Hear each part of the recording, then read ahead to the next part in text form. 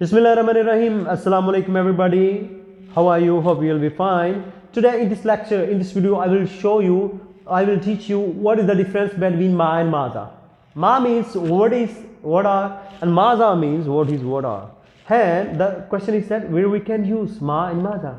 Ma means ma ismuka. When we are talking to a male, for example, boy, man, we say ma ismuka.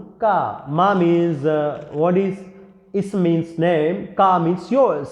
Ma ismuka. What is your name? Whenever we are talking to a female, girl, woman, or lady, we say ma ismuki. Ma means Ism means name, and ki means yours. What is your name? Ma ismuki for female, and ma ismuka for male. Just like maza. Ma means maza turidu. What do you want? Maza turidu. What do you want? Maza means what is. Maza, what is. Maza turidu. What do you want? Turidu is the verb. Turidu is the verb. Want. What do you want? Want turidu. Maza turidu. What do you want? When we are talking to a male, we say maza turidu.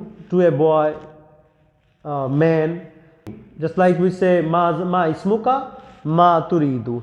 And when we are talking to a female, we say maza turidin.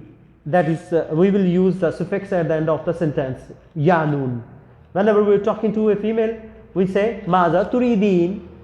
And whenever we talk to a male person, we say maza turidu, and maza turidin.